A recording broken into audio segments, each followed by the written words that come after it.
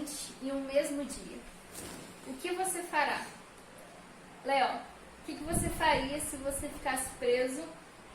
Você, hoje, dia 7 de maio, você ficasse preso nesse dia para sempre, não houvesse o amanhã. O que você faria? Sei não. Sabe não? E você, Ana, o que você faria? Eu acho que aproveitaria o máximo a minha família e tentaria consertar algumas coisas que não foram consertadas. Você, Thaís? Nem ideia. Assim, de supetão, nem ideia. Certo. Bom, essa é a história de Phil Connors. Quem é Phil Connors? Phil Connors é o personagem principal do filme Feitiço no Tempo. Ele é um repórter que faz a previsão do tempo. Então o filme ele começa com ele fazendo a previsão do tempo. E depois do jornal, no fim do jornal, ele anuncia que no dia seguinte ele vai filmar o Dia da Marmota, que é um dia numa cidade lá nos Estados Unidos, chamada Puxatã, a cidade. E ele tem uma marmota lá, um bichinho, tem todo um ritual. Ele fica dentro da casinha e ela sai e eles fingem que estão conversando com ela e ela fala se o inverno vai acabar e vai vir a primavera ou se ele vai durar mais 6 semanas. E ele considera um tédio tudo aquilo que ele está fazendo. Ele já começa a previsão do tempo, né, com aquele tédio de, ai, nossa, o que eu estou fazendo aqui? E aí depois, mais uma vez, é o 4º ano que eu vou ter que filmar o Dia da Marmota. E o dia seguinte chega, ele vai com uma equipe, um homem e uma mulher, a Rita, né, que vão ser os companheiros de trabalho dele.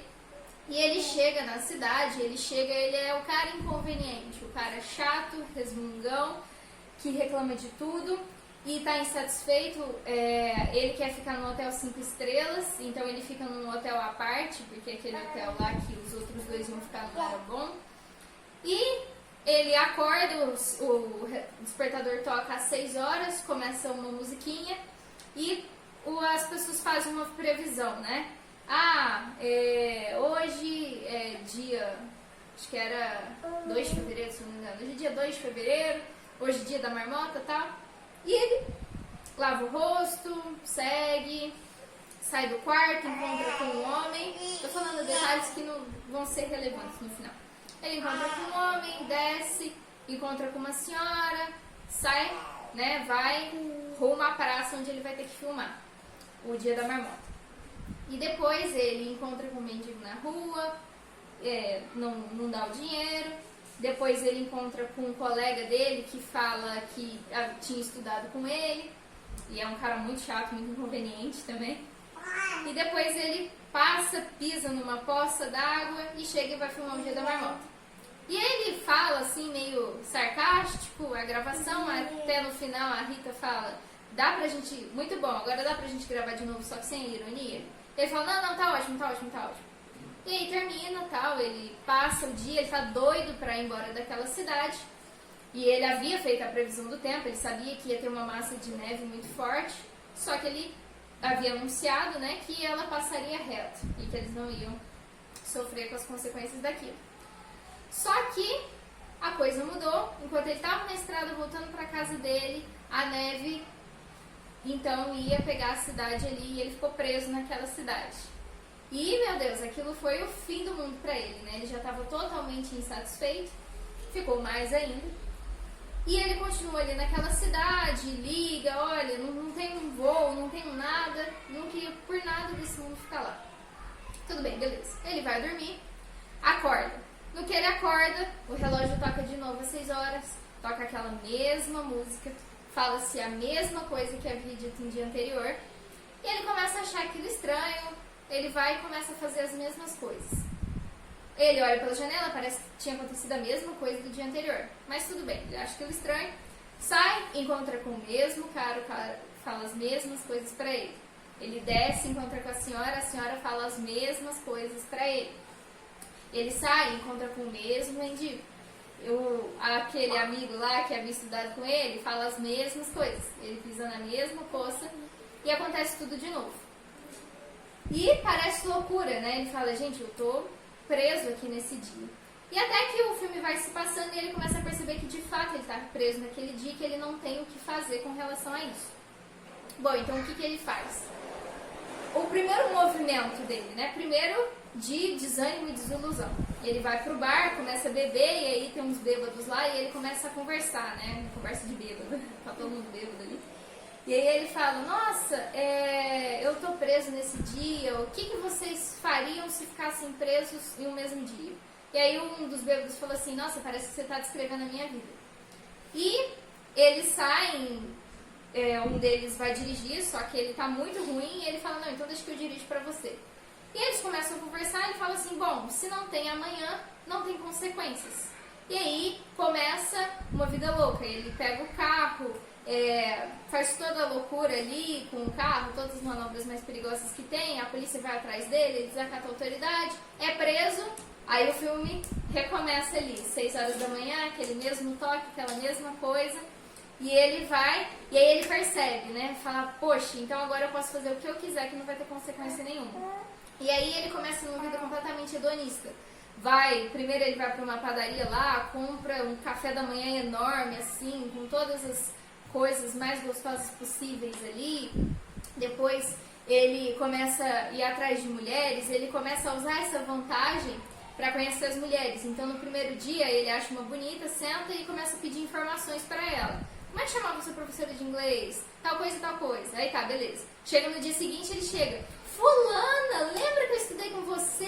Fulana de tal, nossa professora de inglês. E ele começa a usar isso como vantagens para conquistar mulheres, viver festas e todo tipo de vida prazerosa possível.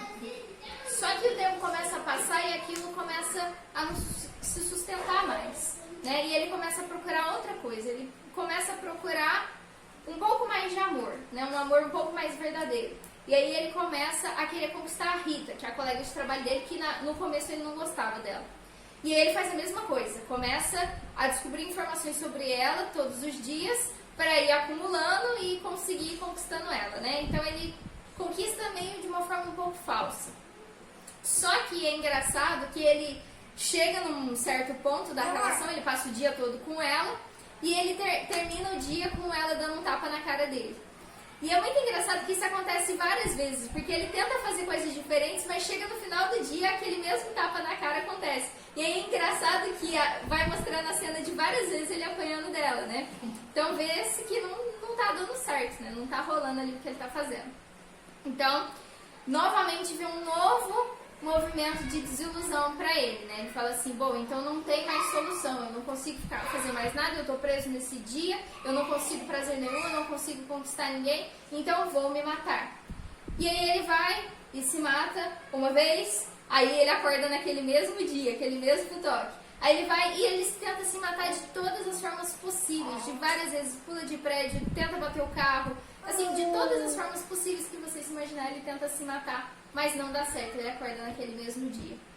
Até que ele tem uma virada de chave e fala assim, pô, por que não de fato escolher ser bom, né? Por que eu preciso levar a vida desse jeito? Então, de repente, ele resolve, né? Ele tem essa virada de chave e aí ele chega, cumprimenta, ele resolve redimir o cotidiano, né? Ele resolve fazer atos bons. Então ele sabia, ele ficava prevendo de brincadeira, igual, por exemplo, ele ia numa cafeteria, ele sabia que tal fulano ia derrubar os pratos.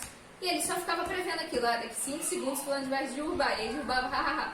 Aí até que ele resolveu tomar atitude, né? Tinha um menino que caía da árvore, aí ele saía correndo todo dia e pegava o menino para o menino não cair.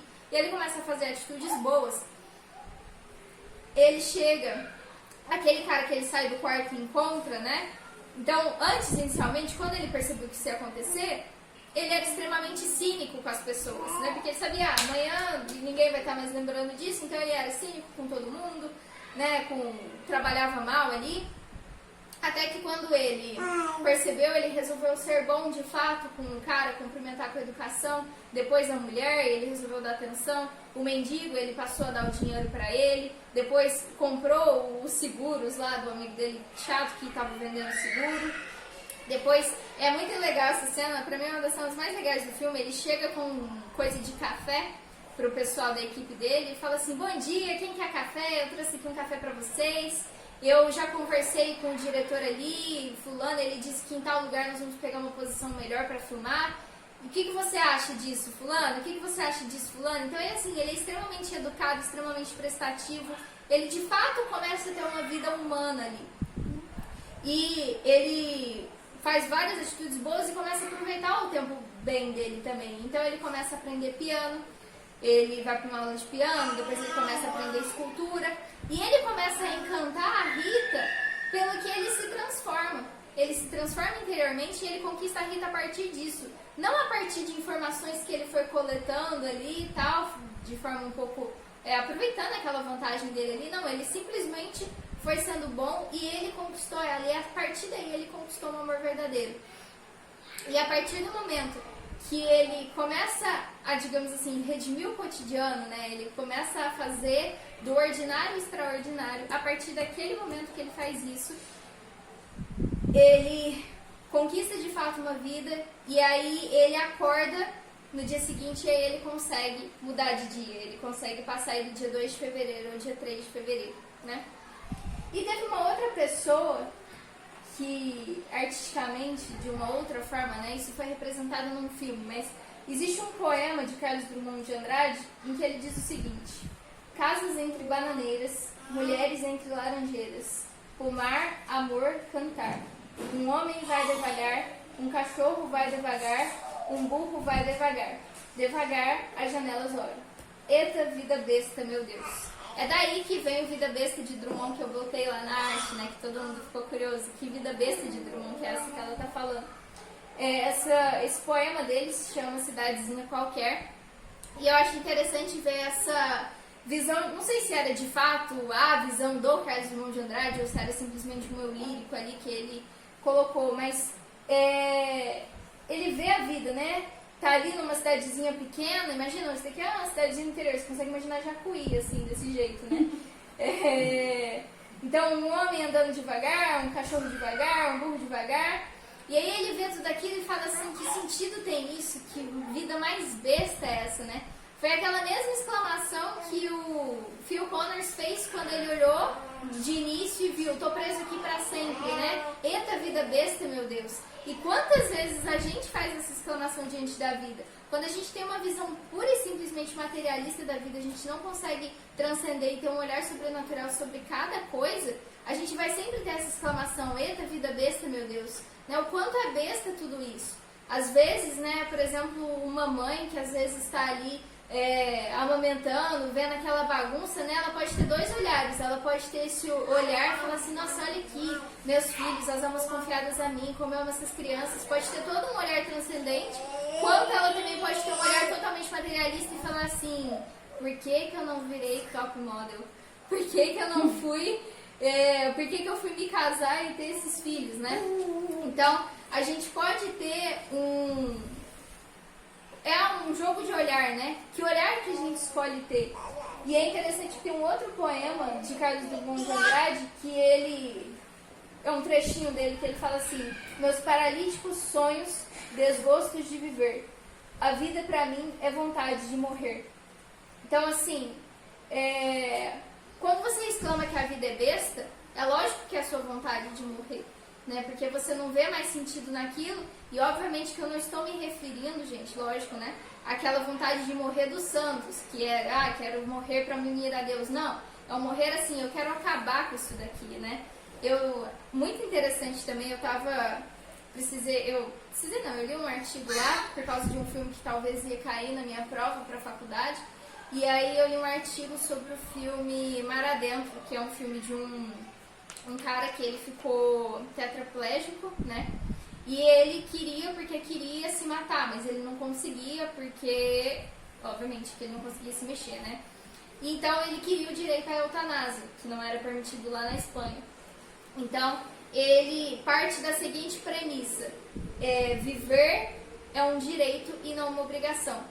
Então, por isso, né, se era um direito, ele podia escolher se ele queria exercer aquele direito ou não. E no caso, ele afirmava que não queria exercer aquele direito, né? E no final do filme ele acaba conseguindo a eutanásia. E, aliás, é baseado em fatos essa história.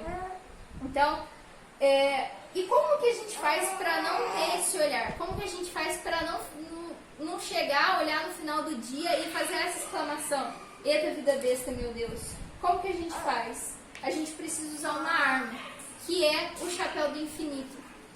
Qual é o chapéu do infinito? O chapéu do infinito é o chapéu do mago. Quem é o mago?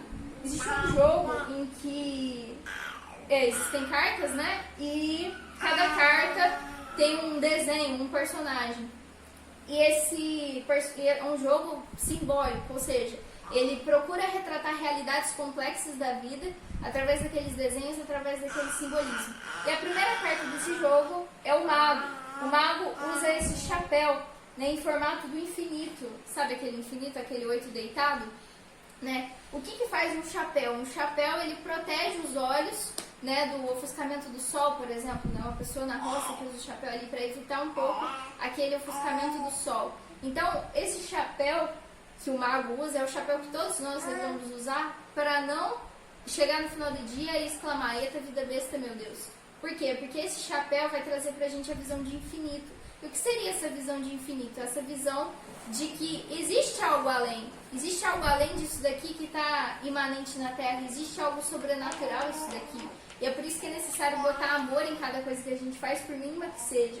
São José Maria Escrivá falava que a vocação cristã consiste em transformar em poesia heróica a prosa de cada dia. Porque se você for parar para pensar, né? Às vezes, muitas vezes, até a forma com que a gente escolhe a nossa profissão, a gente escolhe baseado em querer aventura, né? Então, pensa uma pessoa, não que seja o seu caso, mas imagina uma pessoa que escolhe assim: vou ser policial porque eu quero todos os dias correr atrás de bandido e tal, não sei o que, tiro, bomba, metralhadora. Imagina uma pessoa que escolhe essa profissão pensando nisso. E ela chega e tem que ficar, tipo, sei lá, um dia que a cidade está mais tranquila, que ela só vai ter que ficar rodando a cidade e ela não vai fazer nada, assim, de muita emoção. Ou imagina uma pessoa que, um advogado mesmo, uma pessoa que escolhe fazer direito, porque vê aqueles filmes dos Estados Unidos, da pessoa lá debatendo no tribunal, e aí ela descobre na vida real que o que ela vai ter que fazer é ficar sentada lendo livro, escrevendo peça. Né? E tantas outras coisas. O cara que acha que vai ser médico para assistir Dr. House e acha que ele vai descobrir os casos mais complexos da vida, né? Nossa, vou descobrir a doença do não sei o que, fazer o tratamento, vou ser um grande médico famoso, e ele chega e receita um dipirona. Assim, não nada contra receitar dipirona. Imagina que a pessoa... Muitas vezes nós temos essa visão, né? De queremos novidade o tempo todo. E até as próprias condições que nós temos, né? Essa informação o tempo todo, toda hora novidade, tudo muito rápido, tudo muito agitado. E a gente cansa, né? A gente tem muito ranço, digamos assim, da monotonia, né? E a gente muitas vezes quer fugir de todas as formas possíveis da monotonia. Só que a verdade é que a gente vai se frustrar sempre e a gente vai sempre exclamar: eita vida besta, meu Deus, se a gente não aprender a amar essa nossa monotonia diária, se a gente não aprender a transformar a poesia heróica em prosa de cada dia.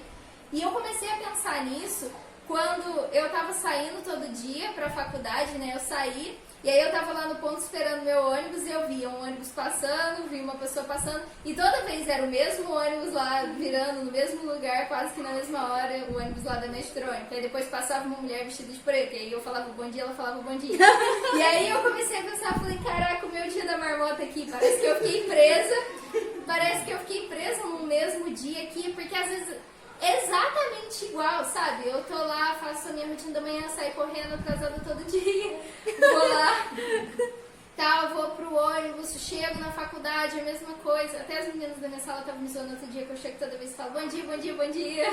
E aí, depois, né, aí tenho duas aulas, tenho uma aula, recreio aula, tal. E assim, é sempre daquele mesmo jeito. Eu comecei a falar assim: caraca, isso daqui é o dia da marmota, gente, olha aqui, né?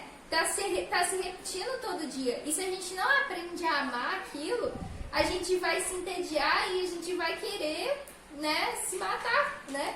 Mesmo que seja não se matar, né, fisicamente, mas a gente vai, né, acabando em tédio, em sarcasmo, em cinismo. Como no início do filme, o Phil Connors caiu. São José Maria tem uma outra frase em que ele diz: insisto na simplicidade, na simplicidade do teu trabalho habitual, nos detalhes monótonos do dia a dia, tens que descobrir o segredo, para tantos escondido, da grandeza e da novidade, o amor. Então é esse amor que vai fazer com que a gente consiga vestir esse chapéu do infinito para ver a mais, para ver de forma mais transcendente o nosso dia a dia, com mais amor, para que a gente não chegue ao final do dia exclamando que a vida é uma grande besteira e que a gente não vai parecer sempre que a gente está vivendo o dia da marmota.